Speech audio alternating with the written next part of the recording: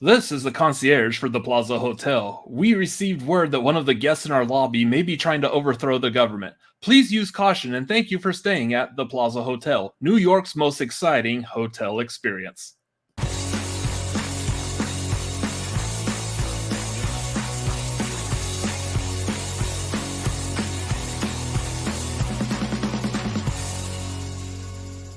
Well, at least I found it funny. What's going on, everyone? We are the Cinefanatics. This is the Tagline. My name's Robert Adams.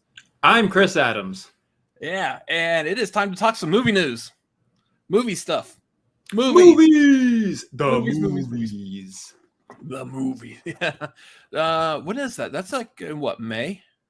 Is that in May when Fast X comes out? I think so. We love quoting one Vincent Ulysses Diesel over here. Vincent Sinclair. Vincent Sinclair Ulysses Michelle Rodriguez Diesel. No, his name is just Vincent Sinclair. Did you say Michelle Rodriguez? Yeah, tune in. That's great. Were you correcting my joke? So this is the Tagline where we talk about movie news and where the tagline is the title and whatnot. So I got it. Nailed it. Awesome. Perfect. Right off the bat. Before we get started, YouTube stuff, streamlabs.com/cinefanatics.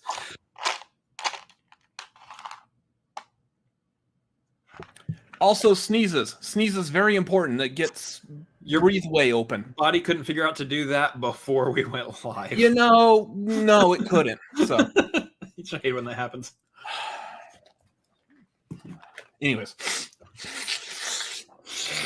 Streamlabs.com/cinefanatics. If you have any questions, comments, anything you want us to find out or know about, that is a good place. Also, patreon.com/cine. Now your nose is all itchy. Would you like a gummy bear? They're warm from my pocket. Patreon.com/cinefanatics. If you feel like we are worthy of your support and you have the financial means, please hop on whichever tier is good for you. Speaking of which, if you are part of the Maverick tier, tonight, after this very live program that we are currently in the progress of, after this, we will be switching over to our Discord in the voice chat, and we will be doing live movie trivia centered on Ben Affleck tonight. No real reason. It's not his birthday or like 40th anniversary of anything he's done or anything. We're just gonna do some Ben Affleck trivia. We just want to do it, okay? Yeah. How's them apples? Just for funsies. Yeah. How's them apples? Anyways, so yeah, that is happening after this. So yeah, hop on that. I wanted to say the Shazam tier. Are you okay? I mean, because of my new schedule, I just got off work like an hour ago, and then I have like 1 hour to quickly scramble and get ready for this show. So, needless to say, y'all might have noticed this is one of the very first episodes or videos that you have seen me not in black. So, it's a new dawn. Affleck! Yeah. I was thinking about that too. So. Anyways, yeah, it's going to be a lot of fun. I got a lot of good trivia questions centered around Mr. Benjamin Affleck. So yeah, Mr. Benjamin Casey Affleck. Has anyone made a shirt where it's Ben Affleck's head on a duck body with the speech bubble? Affleck. I don't know, but that if we ever start making merch, that needs to be like the first thing we do. That needs to be like known for Cinefanatics. You can tell it's him. Like, it's all cartoon, but you can tell it's him because there's some spilled Dunkin' Donuts drinks like right in front of him. Yeah. Man does love his Dunkin'.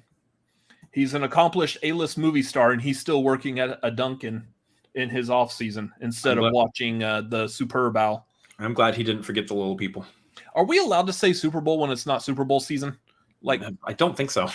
Oh, okay. Well, I just did twice, so come at me, NFL. They're going to send lawyers over and like SWAT our apartment while we're live streaming. That's going to be bad. Man, all 4 of our viewers are going to get confused about whether we have the rights to say the name or not. I don't know. So they just got arrested. Were they allowed to say that? No clue. So, maybe we don't say that anymore. How about doing that? Bowl Super. I'm just going to reverse it. They can. That's a good one. Suck on that soup. Good soup. Bowl Super. Good soup. By the way, we're taking that hand gesture back. That now means good soup. Whatever else anyone else think it means, it's not that anymore. It's good soup. Good soup. It's an Adam Driver original. Yeah. Anyway, so yeah, Trivia Hangout, that's going to be a lot of fun. Upcoming shows. The only thing really upcoming, other than, of course, Marquee, which is next month, and we'll talk about that more as we get closer, talking about movie themes. That's going to be a great show. Make sure you stay tuned for that, Friday, April 14th. The only other thing we've got coming up is, Friday night. We will be doing our spoiler-free review of John Wick 4. So... John Wick 4, crazy Latin word. We don't have time to do it tomorrow night, unfortunately, so we are doing it Friday night. So, yeah, stay tuned for that. It's going to be a lot of fun. I'm hearing so many good things about this movie, and I'm super eager and excited now. Especially after going back and rewatching all three of them. Why is the third one the only one with a subtitle? I don't know.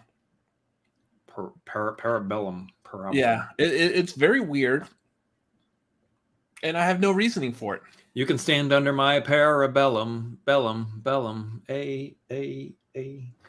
No, so parabellum was that, like, to make peace, to have peace, prepare for war. It's like the Latin phrase, whatever.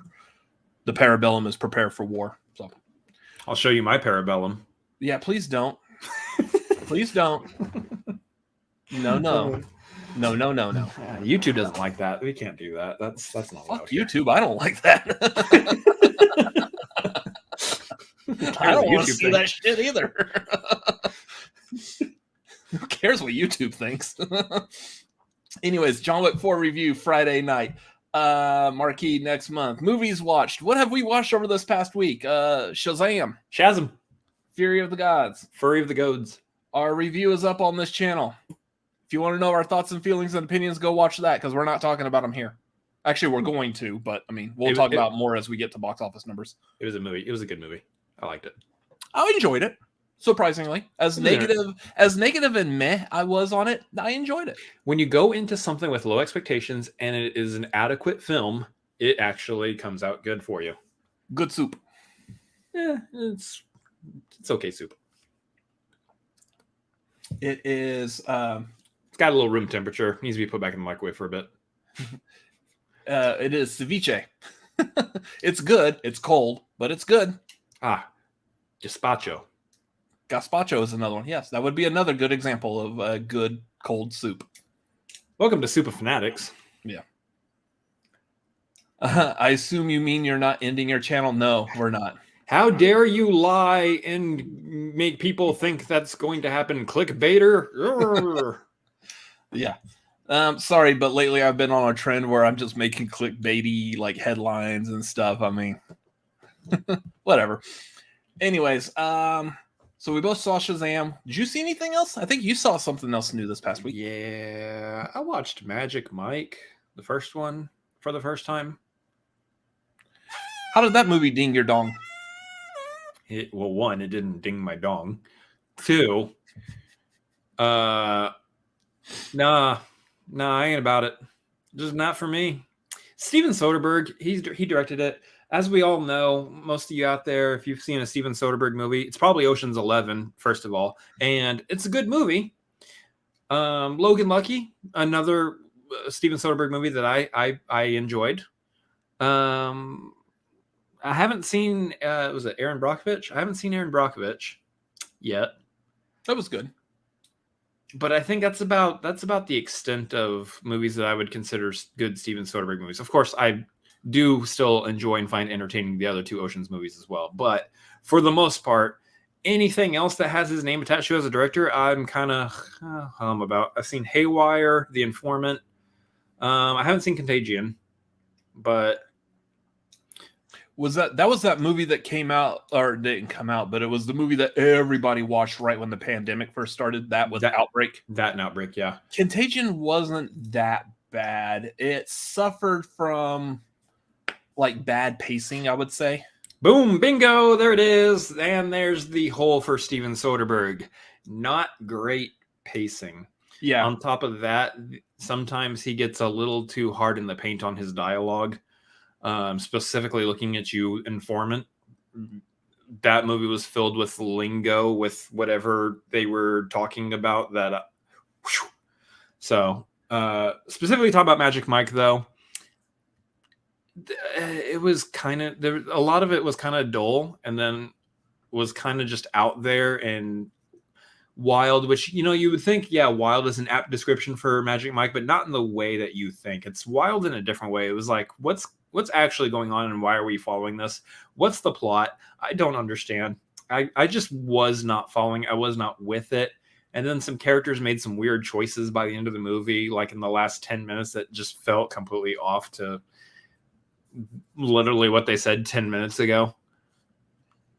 I don't know. People tell me Magic Mike 2 is better, and that's fine, but Magic Mike 1 was just so not great for me that, one, I'm wondering how it got a sequel, and two, I'm just put off enough that I don't care to watch a sequel anytime soon, even if it is better.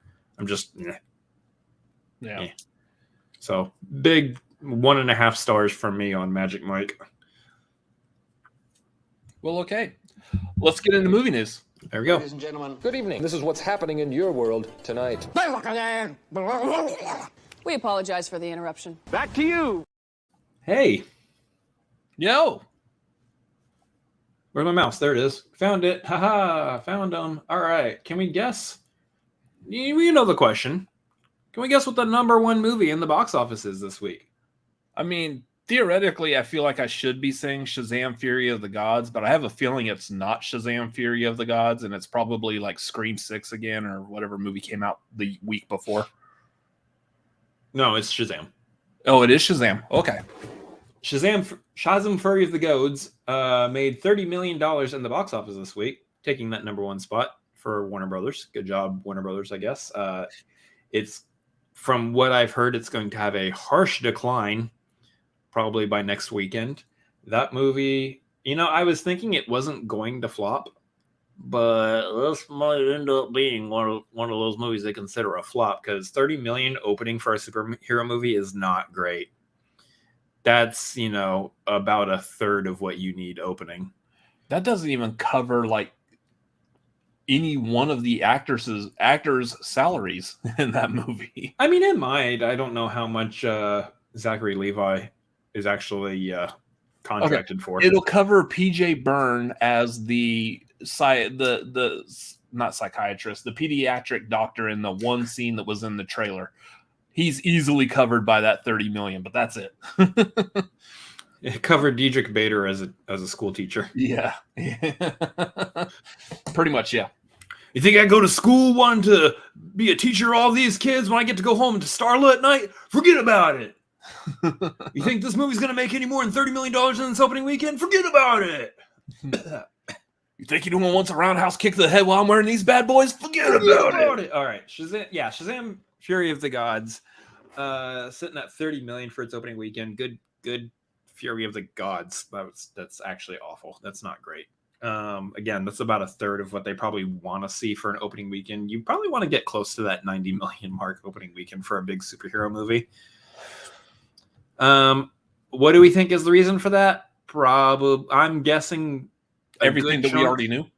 Yeah, I'm guessing a good chunk is that the whole DCEU is getting revamped, and nobody knows if Shazam's going to be a part of it or not. Well, so the reasoning would be the first movie was okay. It wasn't knocking down any doors. It was fun. It was good, but it was okay. Black Adam was okay. Most people don't know that Black Adam and Shazam are actually connected because Dwayne Johnson chose to nix any kind of a like post-credit scene from Black Adam. So your tie to possibly making this like feel like it's in more of a bigger universe was gone. So no one cares. Then you've got the trailers for this movie, which were just kind of because no one really felt like Helen Mirren or Lucy Liu were going to be credible villains. Like, I don't really feel scared that they're attacking anything. So the trailer was very meh. And then, the DCU coming out and like, so we're going to just redo everything. So this timeline of the DCEU doesn't really matter. So why do I care? I think a big part of it is there's two aspects. There's the comic book fans, and then there's the general movie audiences. General movie audiences, some of them went to go see it because they just wanted to go see a fun movie for the night. So they're like, we're just going to go to the movies. Shazam's out. Cool. We'll go see that. The other part of the general audience, saw it and said, "Oh yeah, I forgot about the first one. It was all right. I'll wait for video on this. I don't need to go to the theater to see it. We can save some money this weekend." Then you have the comic book fans who saw that Black Adam is going to have absolutely nothing to do with Shazam, and they know that the DCEU is going to get revamped, and they're like, why should we care? They got burned by the Black Adam thing. So they're like, no, why should we care? So they didn't go see it either. All that's left is people like us who need to review it for their YouTube channel. And there you go. There's $30 million in the box office. $30 million in people just making YouTube videos right there. So yeah, thank God YouTube is a business, because that's what kept y'all afloat, sort of. But yeah, that's not a good number considering it's over 4,000 theaters domestically that were playing it. Which again, it wasn't actually a bad movie. Yes, some of the stuff I was saying, like I do feel like Helen Mirren and Lucy Liu's characters, they weren't that much of a credible threat. Except for like that first 5 minutes. They were extremely dangerous. I said this in a review. If they did what they did in the first 5 minutes throughout the rest of the movie, they would have been some top tier villains. But no, they didn't do that. Yeah. Anyway, not great for that movie. I dare say we'll probably be at least in third place next weekend. Because we got John Wick coming out next weekend? Or this Helen Mirren playing Mr. Mind. Hi, I'm Mr. Mind. I'm Mr. Mind. I sound like the director of this movie. Yeah. Anyway, that's who it is. So you've got that. Obviously, next weekend, John Wick is probably going to be number 1. So we will see it. Shazam at least be at number 2. I wouldn't be surprised if Scream 6 stays ahead of Shazam next weekend. I would expect Shazam to fall, and at least Scream 6 would pass it back up. If we're expecting like a 50 to 60% drop off, and Creed 3 and Scream 6 stay at this level that they're already at, then both of them will probably be over Shazam next weekend. There's also that Zach Braff movie coming out this weekend as well. A Good Person, I believe. I could see that getting pretty high, because that could be I would say that would be good counter programming to John Wick, only in that it's a different genre completely. They're both R-rated, so they're both hitting the only adult market pretty much. But Florence Pugh and Morgan Freeman, I'm game. I want to see that. So that means number 2 spot right now is Scream 6 with 17 million. Number 3 spot is Creed 3 with 15 million. Number 4 is 65 with 5.8 million. I bet that will take over Shazam pretty soon too. No, probably not. Actually, I think Shazam will stay above 65, to be honest. Considering Shazam made more in its first weekend than 65 has in 2 weekends. Number 5 is Ant-Man and the Wasp: Quantumania. Number 6 is Cocaine Bear, followed by the complete polar opposite to Cocaine Bear at number 7, Jesus Revolution. Number 8 is Champions. Number 9, Avatar: The Way of Water. And number 10, Puss in Boots: The Last Wish, which has been on Peacock for a little bit now. So it's kind of interesting that that's still hanging out in the top 10. Yeah. I love noting movies that have gone to the streaming services that are still hanging out in that top 10 spot. And why don't we hear that more often? Because I know we still have people talking about like how movies in the theaters, how theaters need to be saved, and we're still trying to catch back up to where we were as far as people going to the theaters pre-pandemic, how Top Gun Maverick saved theaters and whatnot. But I feel like that would be like one of the biggest things to talk about. Like, hey, this movie's available for people to watch at home. Without having to change clothes, without having to order expensive food in the theater, without having to wear a mask if you're a person that still wears a mask when you go out. And theoretically, if you haven't started a free trial yet of that streaming service, you could just watch it for free also. Yeah.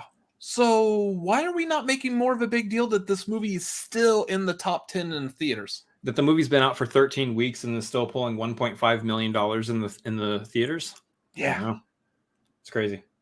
But anyway, that being said, I do want to note that the number 11 spot is Everything Everywhere All at Once bumping back up again into the box office because it was re-released due to the Oscar push. Well, so that'll do it. That's pretty good. That's pretty good. Yeah. There's your box office, everybody. There is your box office. Cool. Yeah. Box office. It's good stuff.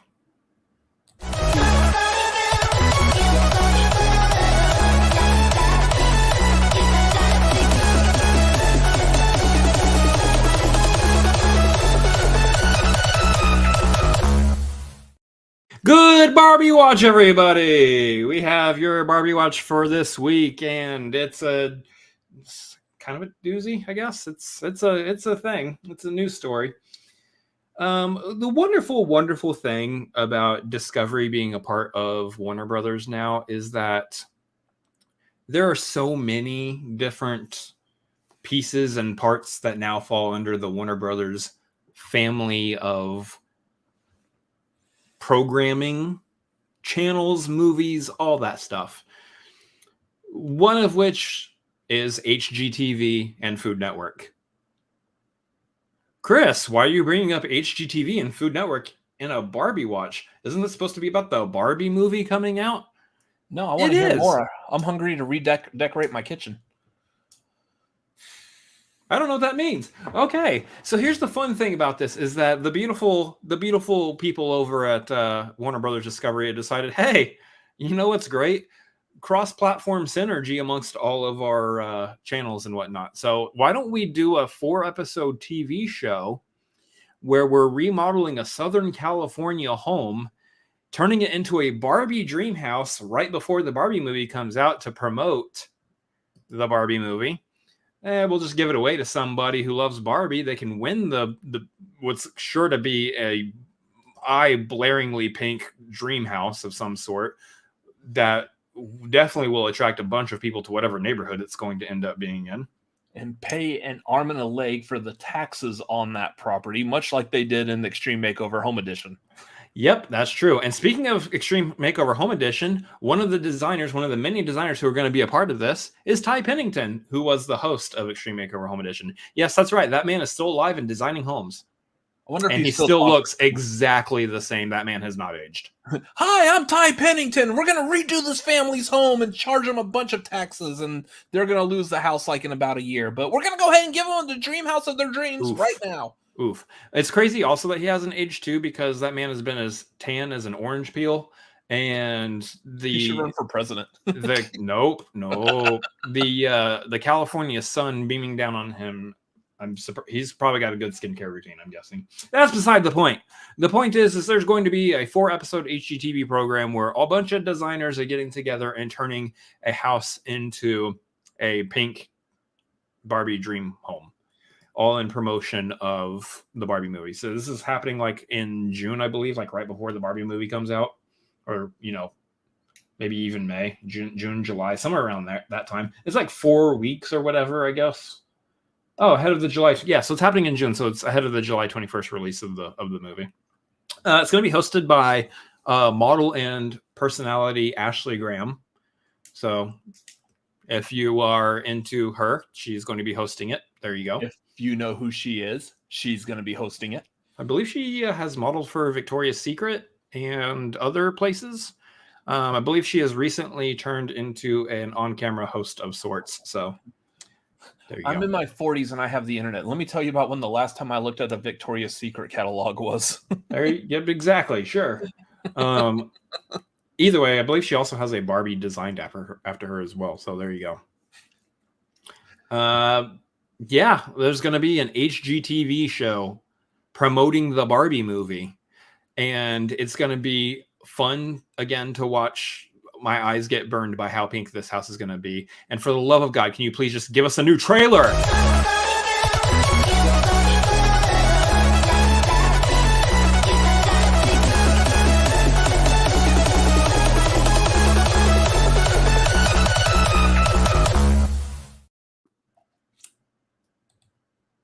That has been your Barbie Watch. Yep. There you go. All right. So moving on to news. Yeah. Here's our first news article.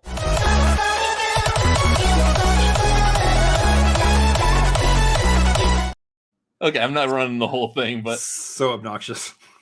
But I ran that for a reason, and that reason is the good old-fashioned staple of backdoor videotape or convenience store under-the-table videotape, known as a series of videos called The Faces of Death, are being remade, starring Dr. Montgomery and Barbie Ferreira. Oh my God. What a connection. I know. There's a Barbie in there, so apparently she's on Euphoria. Oh, her. Yeah, I know who that is. Yeah.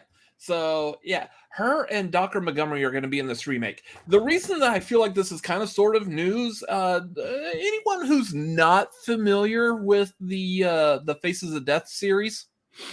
That's me. This is a Face of Life. Yeah. So, Faces of Death was a series of videos. The idea behind it was to have, like, this fake scientist, this fake doctor or whatever, putting together videos of death. Most of these videos, these little vignettes in this movie were all fake. None of them were, or a couple of them were real, but most of them were not. They were mostly staged. I'm not going to go into the details of which ones were real, which ones weren't, whatever. But for the most part, they're all fake. Yeah, and he's tuned out. But these videos are made more as a documentary. They're not actually made like as a movie. It was just this weird Dr. Scientist guy presenting these videos of death. So I don't know how this is being turned into a movie, but I don't know if it's going to capture the same kind of quality. These videos, Chris. Sorry, here. Yeah. These videos capitalized on the popularity of videos going viral before the internet. This was a thing, like, and I will attest to this because I did this with my friends. We got a copy of this video because it was like $5 at like some rinky-dink gas station. And Chris, no. What? Bad Chris. Huh? And we watched this and we were all like talking about it with other friends and stuff. And that's what actually happened with these videos. That's how they spread and became popular, is that everyone was doing that. So yeah, I don't know if this is going to What? Are we interrupting you? I'm trying to find a shiny Pokemon. Time and place? Faces of Death? All right, back to the topic. Yeah, I don't know like what this is going to do because it's not going to have that feel. Those videos, while they were made on VHSs, they looked like they were made on VHSs. They looked like they were old film and put together, and it worked given the format at the time. I don't know how they're going to achieve that kind of look and feel to it. So this sounds to me like a movie you're not going to go see. True. This also sounds to me like a situation where someone says, "Hey, we should remake The Room." That has, classic appeal to it. Let's remake it because, people seem to enjoy it. Yeah, so they're remaking it with like Bob Odenkirk. Yeah. I'm kind of hoping they do like the who was it, Gus Van Sant that did the Psycho remake in 1998, like shot for shot. They need to do The Room shot for shot with Bob Odenkirk. Yeah. So basically what I'm saying is there's a bunch of decisions being made right now in a boardroom where people are going, "Hey, a lot of people love these movies. Let's make movies out of these cult things or these low budget things over here that a small group of people." No. I cannot wait to be disappointed by it because I think this is one of those, they're just making a movie with that title and hoping the title is what sells the movie. Much like, say, for example, the 2019 Child's Play. Theoretically, that Child's Play movie, if you remove the name Child's Play and like the name of the doll being Chucky, that movie could get away with not having anything to do with Child's Play at all whatsoever. That was just, we want to put this popular name that people know on this and hope it sells. And it did. And so I think that's what they're doing with Faces of Death. Yeah. So I don't know. Hard pass. Yeah. Moving on though, other things being remade or sequelized. Like real quick, I want to take a second. I just now realized this. I don't know if you saw this as well. On our show notes, we have this remake of Faces of Death. We have the next topic, which we're about to talk about, is the Good Burger 2 coming out. And then the rest of our topics for tonight are all like who's leaving movies. So we've got topics about who's coming and making a movie and then who's leaving a movie. And that's all the topics for tonight. It's a revolving door of individuals in the movie industry tonight. Basically, yeah. They're just circling around going, hello, goodbye, hello, goodbye. Would that be a revolving door outside the luxurious Plaza Hotel, New York's most exciting hotel experience? No, I think that's a one-way door where someone leaves and doesn't come back. Anyways, so yeah, the other night, Keenan and Kel were on, I think it was the Tonight Show. They were on the Tonight Show. Yeah, it was the Tonight Show. And they had properly announced. We already kind of knew that this was happening. We had a hint. There was something in the air, probably hamburgers. But they confirmed that they are making a Good Burger 2. Yay. Now, here's the thing. I was not a fan of the movie. I love the Good Burger sketch on all that, which obviously, I mean, that's where it's coming from, but I was not a fan of the Good Burger movie. The sketch worked in like that little like 5-minute runtime that it had in all that. I can't see that sketch being drawn out for like an hour and a half movie. And I know we talked about this in what was it, the food movies marquee that we did. Good Burger was on there, and I feel like I probably said roughly the same thing, probably verbatim. It just didn't work with me being this long drawn out movie. So it's fun. It's little forced adventure kind of film or what have you. I'm curious what they're gonna do now that both Keenan and Kel are maybe not considerably older, but definitely older. Did you see them the other night on the Tonight Show though? They don't look like roughly a day over after they left all that. They still look like young. Now, granted, like I think Kel had some like gray in his hair or whatever. Sure, color his hair, whatnot. But neither one of them have really aged. Yeah, and there's probably a reason for that. Anyway, yeah, it's we're both thinking the same phrase too, aren't we? Yes, we are. Something not cracking, I think, is what. Yep, I don't think you really need to dive any more into it. I think people understand. They got that Paul Rudd thing going on there. Sort of. It's not much better. Anyway, yeah, it's gonna be very interesting to see where the direction they go with it, because at some point you have to wonder, is Ed capable of settling down, finding the love of his life, and having children, or is he forever just kind of a dude? Yeah, I was gonna say I have an answer for that. No. What I would like to see, and this is just me, is it'd be interesting if they did a little crossover action with Keenan and Kel. I was about to say that too. They both played their characters from Good Burger, and then they also played Keenan and Kel. So you got you just got the classic, double combo of Keenan and Kel action, adventure, and orange soda. Yeah. Who loves orange soda? Kel loves orange soda. Yeah, that would be great. You do, I do, I do, I do. Ooh. Yeah. That would I don't know. Look, I'm not saying I'm like super excited about this, but I'll watch it. Yeah. And I'll have fun. I'll be like, why? I do like that. Yeah. I think that's actually the one thing that really sells me on this is the 50. Fact that, yeah, seeing them as like 44 years old now, going back into it, that has my curiosity on it. Mm-hmm. But like otherwise, yeah, I'm still like I don't need a full hour and a half Good Burger sketch.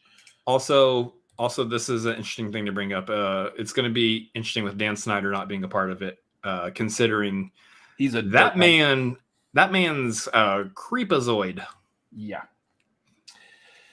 Anyways, I was gonna say Jeremy, like, nothing against Jeremy. He misspelled his name. I'm like, you know what? I don't even care. That man does not deserve to have his name spelled correctly. So, nope. Nope. It's weird going back and watching, say, like the Amanda Show, which there's a whole thing with Amanda Bynes going on right now too. We don't need to really talk about it, but going back and watching the Amanda Show, which was like obviously her little sketch comedy show that she did, and how many of those sketches actually involved him being a part of it. And it just kind of feels weird. Like I've seen clips and stuff back on YouTube again, and I'm like, I get icky seeing him be a part of this now, knowing everything that was going on behind the scenes. That's the same reason why I haven't been able to go back and revisit the Cosby Show, even though I loved that show as a kid. It just doesn't hit the same anymore, and it's kind of hard in that situation to enjoy the art and not really think about the artist. Yeah, it's like I feel like I'm like that too. Like I still, if I'm paying attention and my music playlist plays R. Kelly, I'll usually skip it. Yeah. I typically don't skip most Michael Jackson songs though, but it's weird, like where the give and take on that is. What was it last night? I was watching The Negotiator, and I was like, man, I wish Kevin Spacey was a good person because he was a good actor. I miss him acting, but God, that sucks. Yeah. Anyways, moving on. Before we get into that one, I'm going to move these around. So let's go back and talk about this Shazam. So, because of the performance on it, director David F. Sandberg has come out saying that he is done with superhero movies for right now. I don't blame him. Following the opening of it. I get that. Yeah, 100%. I completely agree in that he was really in a bad position with this. He had like essentially creative freedom for like doing Shazam 2, whatever he wanted to add. I mean, he definitely could tell that he enjoyed making those movies. Yeah. But specifically with this one, kind of like what we said before, everything that was pushing against this movie succeeding, yeah, that could take the wind out your sails. And he said that he thought the movie was very well made, very well done. He was happy with his movie. And again, we both liked it. I don't see him like any problems with that movie. I don't really think he's at fault for it. The hardest thing is when, you look at a big, tentpole superhero movie, which has a high budget, a lot of visual effects, a lot of times on set, a lot of scenes to shoot, and it lasts months and months. It's a better part of an entire year almost to film this movie. It's definitely like 6, 7, 8, 9 months to film the movie, essentially, if not maybe longer. I don't really know. And you're spending that much time on the movie, and this was they're probably shooting this back in 2021 at some point. Yeah, towards like the end of 2021 or somewhat. So, you're still like in the thick of what's going on with COVID. We don't really know our set and everything. We're all wearing masks on set still. That's the regulations. They're dealing with all of that on top of making this big superhero movie. And, in those situations where you're already stressed out day to day on set because of everything that's gone on in the world. And then on top of that, you're spending many months making a movie for it to come out and in its first week just hit that 30 million, make maybe a third of what it needed to make in the box office. And then you look at like everything going on with the company that's running the show and how they're kind of backing away from the overarching, storyline that your movie should be attached to, and they're going in a different direction. And you're seeing people online, a bunch of them are big Zack Snyder people who are like, your movie deserves to fail because Zack Snyder's not a part of this. Or they're going, over here going, well, why should we watch it? It doesn't matter anymore. Or this, that, and the other. And all this nonsense is happening. And you're like, just for the love, I'm done. I'm just done. I don't want to do this rat race anymore. And I don't blame him at all for being like, no, I don't want to be a part of this. I don't like the discourse online. I don't like the way I spent so much time and effort and stress over this for it just to end up this way and people talk about it this way. Yeah. The question is whether or not that means we get Shazam 3 or not, that's a whole nother topic right there. For most part, it sounds like if we are going to get it, he's not going to be doing it.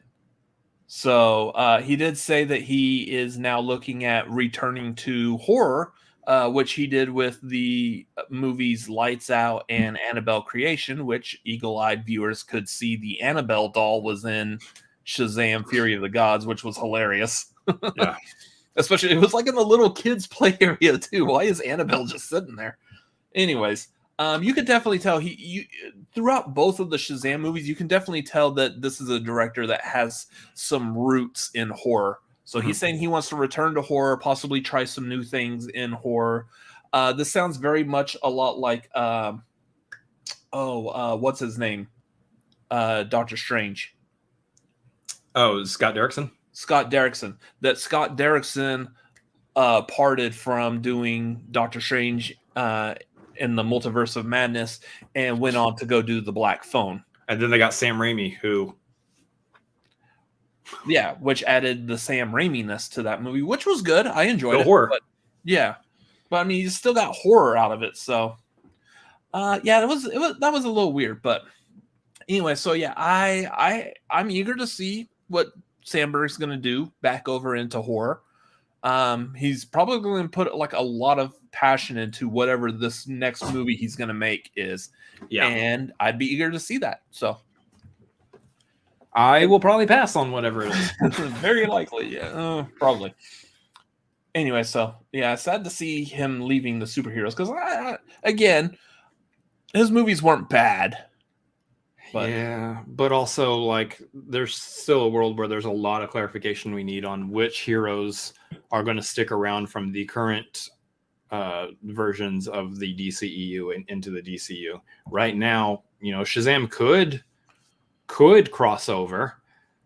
Technically, I think one other hero also needs to cross over, but we're not going to talk about that aspect.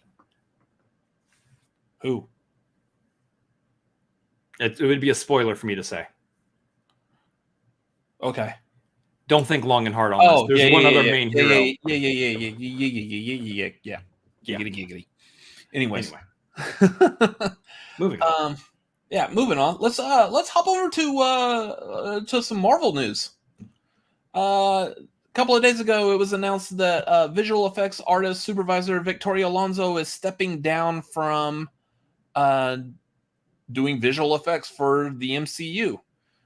This is coming off the heels of course, we've heard like a lot of people who worked visual effects for Marvel movies coming out saying that they were under stress and pressure, time constraints, unfair working conditions, a lot of this. And then especially coming off of Quantumania, where a lot of people were saying that the special effects, particularly those of MODOK, who did not look like Corey Stoll, just simply did not look good.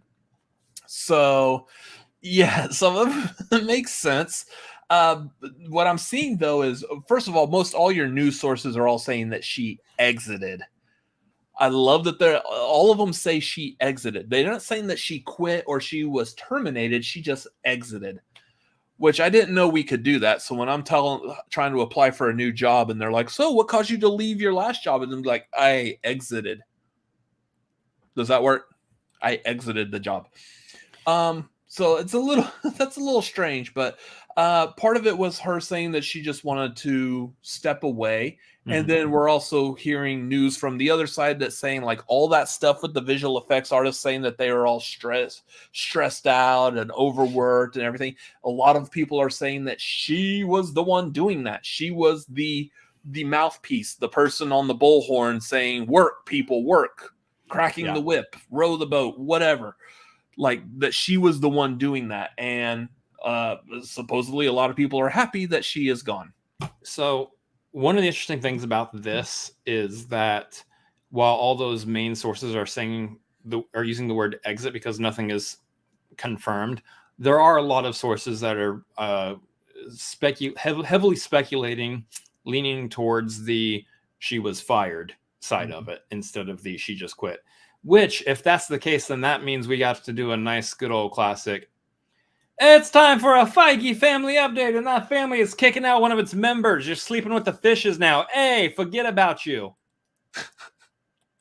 Excuse me. Apparently, he took our overlay with him. Look, the visual effects are gone. The visual effects of the stream are being taken with. Look.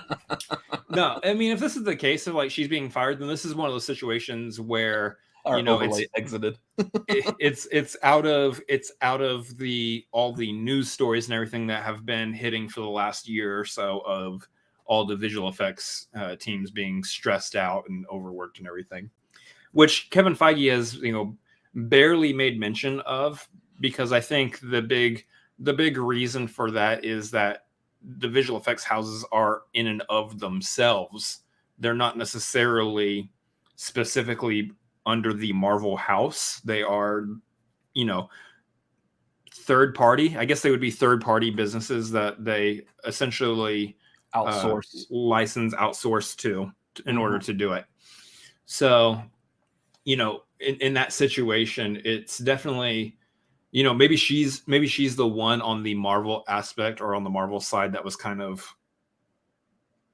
delegating to those different visual effects sources. In which case, yeah, if that's true, then she is the one that's putting too much work, too much pressure on the different visual effects houses to get things done at a certain rate.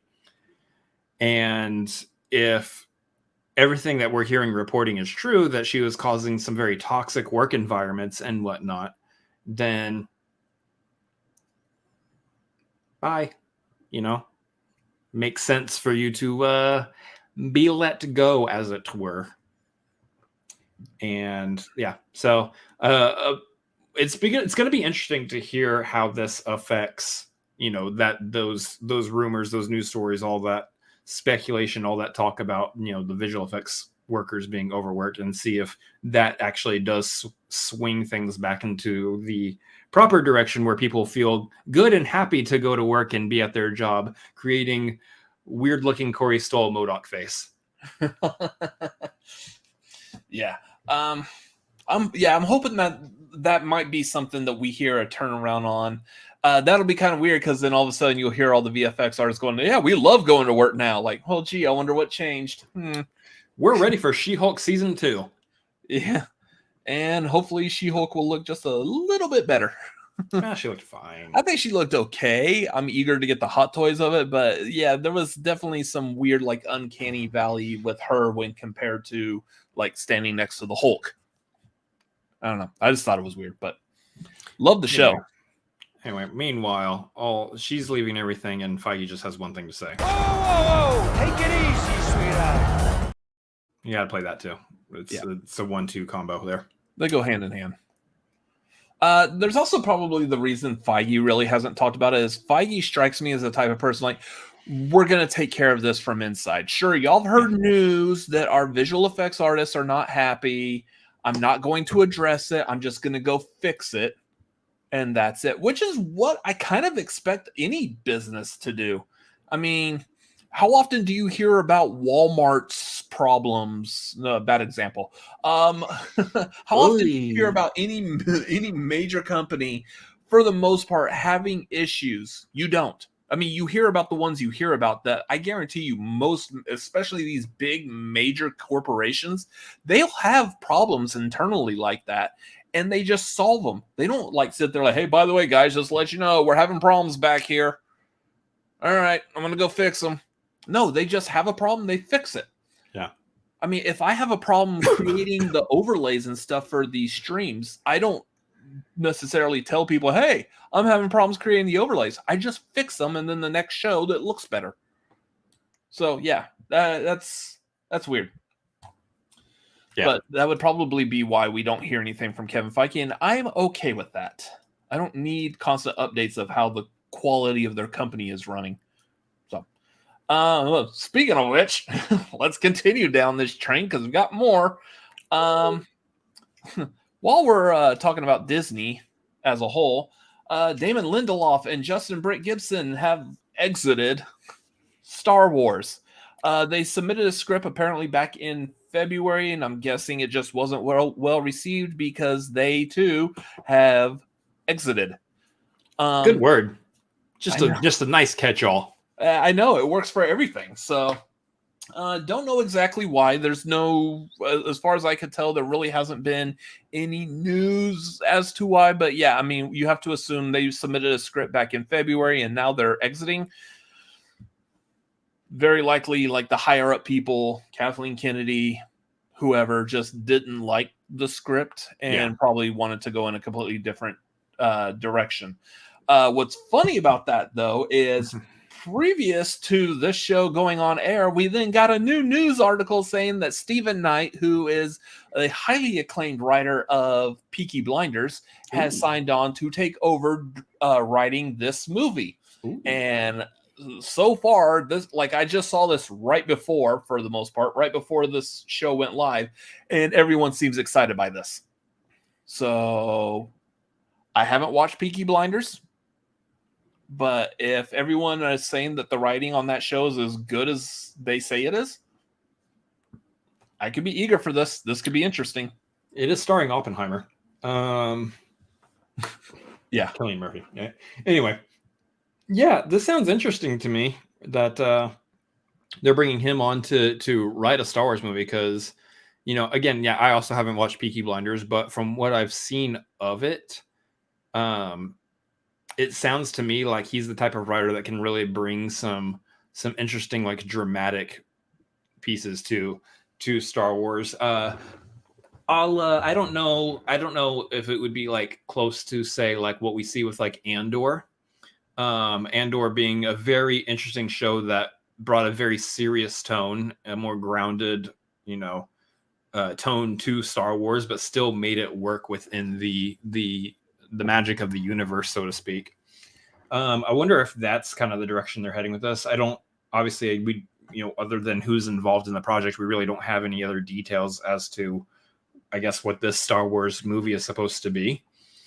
And, you know, again, we're still sitting in the same headspace with Star Wars that we've been for quite some time now, which is who's getting a movie, who's not getting a movie, who's leaving the movies, who's signing on to the movies. Are they actually getting movies? Someone's supposed to get a trilogy. Are they getting a trilogy? Are they producing a movie? Taika Waititi starring in his own movie? Okay. You know, all these things are going on with Star Wars, and right now, Star Wars is thriving on TV. I mean, good Lord, is it thriving on TV? Yeah, enjoy your Mandalorian and Bad Batch, because that's the most Star Wars we're going to get for a while. I mean, holy, Mandalorian is great. Bad Batch is fantastic. Andor was stellar. Like, they are killing it on TV right now. The Mandalorian episode that came out today was probably its best one yet. It was a pretty solid episode. Just see what I did there? I did a thing. Did you see the thing? It was good. It was the best. It was the best thing. Yes. You know, we still love it. We still love it. Anyway, yeah, it's interesting to see like two more people though exit, you know, a Star Wars situation. And obviously we all speculate and we can all guess the most common, you know, reason for a lot of these things are creative differences. And I think that's the reason why a lot of people have left Star Wars projects like these, creative differences. And that makes me wonder what's happening up top. I'm not going to sit here and, you know, chastise Kathleen Kennedy for anything because she's a well-decorated producer, and the Star Wars TV we're getting right now is still under her watch. Regardless of who else is involved in the projects, it's still happening while she's producing Star Wars at Lucasfilm. So she's still got her hands on things and is responsible for some good ass Star Wars. So you have to wonder though, on the movie side of things, what's going on? Is she to blame for anything on the movie side, or is there other executives up top who are bucking against her for some reason? Like what's happening over at Lucasfilm on the movie side of things for this to be happening, where there's like creative differences, there's people leaving. We don't know if Rian Johnson's trilogy is happening. All kinds of things happening. I don't know. At this point, anytime there's talk about a Star Wars movie, I'm now in the seat of I'll believe it when I see it. Ryan Johnson's supposed to get that trilogy. I'll believe it when I see it. And yeah, so going back to like Stephen Knight doing this, apparently he's really good at really developing characters with the dialogue in Peaky Blinders, is what I'm able to derive from what people are saying. Again, I've never watched the show. I don't even think I've seen any commercials or trailers or anything for it. The only thing I know about Peaky Blinders, other than like a couple of actors, is it uses the same theme song that has been used for the Scream movies ever since the first Scream back in like the mid 90s. Like that, I feel like that's weird, but whatever. What I like about that is I feel like for the movies, we're done with the major Star Wars movies. Oh, is that one of those sneezes that you like sneezed your brains out with? No, it's one of those sneezes where I think it just broke a rib. Ow. Oh yeah, those suck. But I mean, for the most part, the nine movies we got from the main series of Star Wars all followed some form of the Skywalker family for the most part. And like we had those character beats because they had characters from all of them that would mix across. Like we got C-3PO, R2-D2 in pretty much every single one of those movies. But we were following characters that we were familiar with. Now that those movies are over, there's no real character for the general public to latch onto to follow through what could be hopefully at least another trilogy of movies. Right. They do these one-offs like Rogue One. Everyone died at the end. Spoilers. Solo. No one gives a shit about that movie. Spoilers. That's not true. We don't, but people do seem to love that movie for reasons. I don't. Okay. Crazy people. Whatever. But yeah, like these movies aren't grabbing hold of audiences like they did, like the main series did. And I'm kind of hoping that, say, we get Stephen Knight coming in to make a movie. If he's as good at writing for characters that people could passionately connect to, hopefully that would start leading into a whole nother series of movies that everyone can get behind. Yeah. And I think that's the major thing with Star Wars is creating the movies that people can connect to and love just as much as they love the Skywalker saga movies. What's interesting to me is that we talk about Star Wars and we're looking for that character. I think Rey could be that character, but the problem is that you had the prequel trilogy, you had the original trilogy, you had Anakin in the prequels, you had Luke in the original, and then you have Rey as the lead kind of character in the sequels. But I don't necessarily think you do a whole nother set of 3 movies just based on Rey, because that kind of feels out of balance with the rest of the Star Wars movies. Plus, is that really a continuation of the Skywalker saga? Do we actually go that route, or do we flip and find someone new in the Star Wars universe to create a whole nother trilogy off of? I don't know. I will say I do want to see the continuing adventures of Rey, but I think maybe that might be best served for either a live action series or an animated series, maybe Clone Wars Rebels style. I think that would be probably pretty good. I think I would want to see that, like, give it like another 20 years or so. Mm-hmm. Like kind of like how, like when the sequels came out, we got to revisit Han Solo and Princess Leia, and I was interested to see how those characters have been decades later. I want to see that maybe with Rey. Yeah. Like let's do another series of Star Wars movies, and then in one of the movies, randomly by surprise, hopefully it doesn't get leaked, but all of a sudden Rey pops up and we're like, oh, Rey's back, and then everyone's gonna be all excited and overjoyed, and it will, like, almost like how Lando popped up in Rise of Skywalker, even though we all knew Lando was in that movie. Right. Don't leak that information. Just have Rey spontaneously pop up, and we Finn get is like over here. Yeah, we get like a 20 years later Daisy Ridley returning to this role and see like how she's become this like massively powerful but yet quiet Jedi type of thing. Maybe she's become best friends with an older Ahsoka Tano.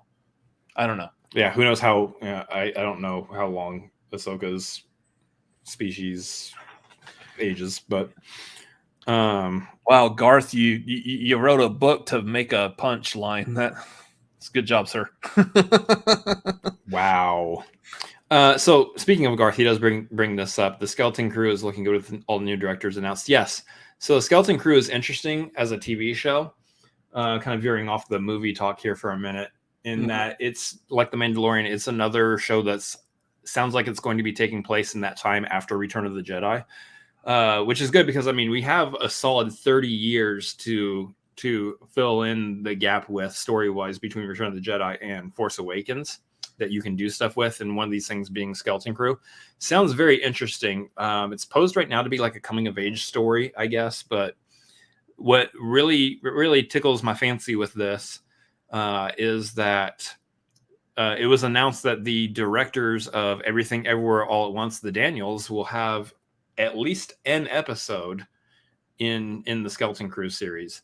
That intrigues me because we've seen the Daniels, we've seen what they do. They've done Everything Everywhere All at Once, Swiss Army Man, and I want to say they directed that Turned Down for What music video, I believe, which makes all of the sense in the world because that video is wild.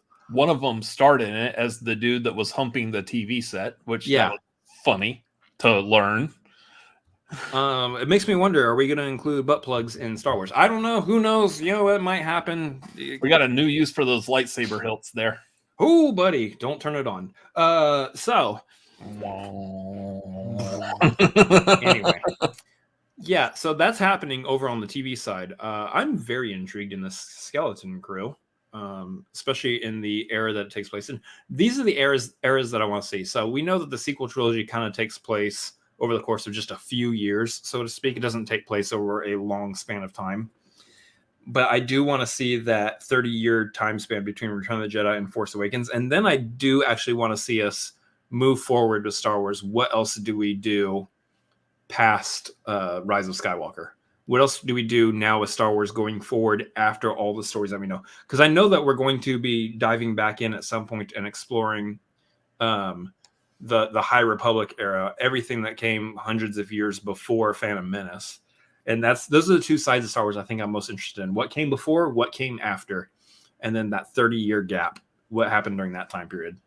So my takeaway on this also is we've gotten all these creative people who are exiting working on Star Wars. And are we not able to come up with like a good story? What are they calling the group of movies or stories or whatever that now exist outside of what they consider canon? So you have, it's not Elseworlds, but no, it's Legends. For example, there are good stories in those Legends. I know the one I always talk about because it's the only one I've really read or have any kind of connection to was Shadows of the Empire. I remember when Shadows of the Empire came out, it was a book, it was a video game, a comic book, there was a soundtrack album for a book.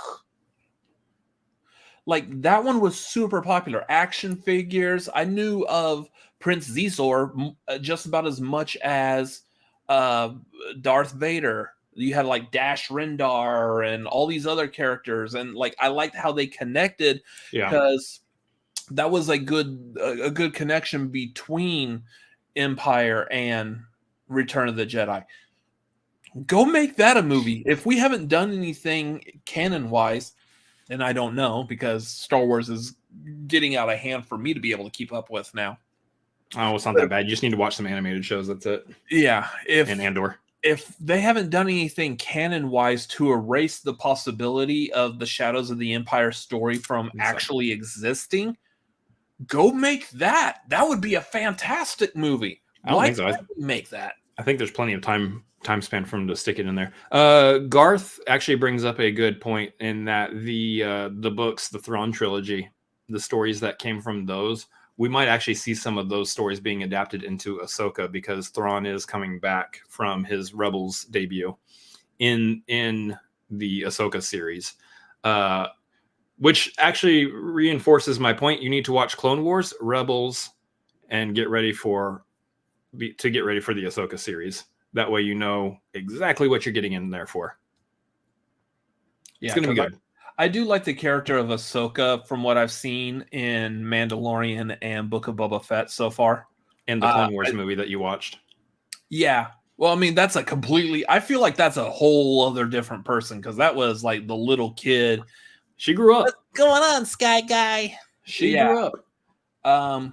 So yeah, there's quite a huge difference, but I like her character on like the Mandalorian and Book of Boba Fett. I think Rosario Dawson's doing a good job of playing that character. But again, I'm doing that based off of not really knowing anything about her character. Pretty much my introduction to her is when I'm seeing from Mandalorian and Book of Boba Fett. Yeah. But yeah, there's just so much Star Wars out there. I don't know why we constantly are having a problem of people like dropping out or exiting, not doing anything. It's just weird to me. Like, just find a good project. Like Patty Jenkins seemingly had a very passionate project that she wanted to do, which I believe it was to honor her father. I would have loved to see it too. Why? That sounded like it would have been really good. Top Gun in space with the Rebel pilots? Absolutely. I will watch the mess out of that. Yeah. Where's that movie? Anyways, so apparently we're not going to get that. Hopefully we get some good stuff started up pretty soon because it's becoming kind of a laughing joke that there will never be any more Star Wars movies. Right. So, anyways, unless someone else is exiting from something that I didn't know about, I think that does it for movie news. I did see a quick news story, which I really don't have much to talk about in this, but apparently they're going to do a biopic on Cheech and Chong. While they're amazingly still alive? I guess. I'm guessing that they're going to get like some younger actors to play them. Oh my gosh. What if they got Oscar Isaac to play Chong? That'd be pretty good. I just thought about that. We're fresh off the Star Wars talk and him playing Poe. I was just thinking Oscar Isaac as Chong would be amazing. Well, so the nice thing about that is it would probably be an easier movie to film now, since most of the places that would film a movie like that, especially California, certain substances are now legal. I don't know if they would still utilize the real substances on sets. I don't think they do that for cigarettes necessarily. Yeah, not that they actually use real weed when filming weed movies, but yeah, at least getting like pipes and paraphernalia and accoutrement and stuff should be a lot easier to do now. Right. So who would play Cheech? That's going to be hard because that's one of those people that also has a very distinctive voice to him. So you have to, that's almost one of those, like even if you can't get someone who looks like him, you have to get someone that sounds like him. Because every time I try thinking of his voice, I'm thinking of his being the doorman outside of From Dusk Till Dawn, talking about what the sales that they have that night. And yeah, I'm not going to go through it right now because it's just a whole lot of words that I just don't want to say over and over and over again. It's in a pro. I mean, yeah, it's just a little weird, awkward, but it's not good soup. Michael Pena is Cheech. I could see that. Michael Pena and Oscar Isaac. I don't know if age-wise if it lines up right, but yeah, they might be a little too old for what they're wanting to do. That reminds me though. I can see them going for some like more like no name, or people who are still getting started in their careers or just making a name for themselves right now. So yeah, I'm gonna go back real quick on Oscar Isaac. I mean, you probably have the look of it, but Tommy Chong is not Hispanic. Yeah, his mother is Canadian, Irish, Scottish, and his father is Chinese. Oh, interesting. So unless one of you quickly edited Wikipedia, yeah, he looks like he might have like some Hispanic to him. And I don't know if that may just be like his time in the sun, just it's just the way he looks. I don't know, but I don't know. Crazy. Well, I mean, look, if Oscar Isaac's out here playing an Egyptian for Moon Knight, he could play a Canadian also that has a little bit of Chinese in him. Sure. Tony Revolori as young Cheech. I don't know. Anyway, we'll talk about this some more when actual casting news comes out. We'll be like, oh yeah, we didn't think of that one. So that is going to do it for the tagline tonight. You know what? Cast Ray. Cast Ray. Cast Ray. Okay. I don't get what you're saying. Ray Skywalker is Cheech. Got it. Nailed it. Cool. Anyways, that's going to do it for the tagline tonight. By the way, those of y'all who might have been confused, we're not actually quitting. No, of course not. We enjoy doing this. We're having a good time. If y'all would like, actually, I'll give you a little update. Some of our videos that we've been doing lately have gotten a lot more views than they have been in the past. So the channel is growing. Go out on top. Go out while they like you still. I haven't accidentally canceled us yet, so we're doing good. But yeah, movie review videos are starting to climb up. I mean, we've been doing like those YouTube shorts like directly out of the theater. We'll probably do one on Friday for John Wick 4 as well, so stay tuned for that. But yeah, everything seems to be climbing pretty well. So yeah, I think we're gonna keep this little YouTube thing going for a little while longer at least. So I'm happy. Anyways, that being said, again, John Wick 4, we're going to see it Friday night. Stay tuned for a spoiler-free review later Friday night. If you are a part of our Patreon on the Maverick tier, join us here in about 15 minutes. We'll probably hop in there in about 15 minutes, but we can just hang out for a little while. The trivia is not supposed to start for like another 45. But I mean, if you would like, we'll hang out. We'll be in there here in a little bit. So anyways, that is coming up. So yeah, join the Maverick tier if you want to be a part of that. That should be a lot of fun. I've got a good Ben Affleck quiz for everyone. And yeah, I don't think Marquee next month. Make sure you subscribe to the Cinefanatics. Hit the like, comment, do the YouTube things as Garth is saying. Click like, hit the bell, share the link. Whatever else you want to do that feels like it helps us out, we appreciate all of that. Thank everyone for being here. Follow us at Cinefanatics MLP on Twitter and Instagram. You can follow me personally at Robert Adams on Twitter, Instagram, and Letterboxd, and at Robert Adams MLP on YouTube. And you can follow me at Chris Adams MLP on Twitter, Instagram, and Letterboxd, as well as twitch.tv/Chris Adams MLP. For now. Was that like a scary, like things are coming? For now. Anyways, that's going to do it for now. We will see y'all for later. Y'all have a good evening. That doesn't make for sense. Shut up.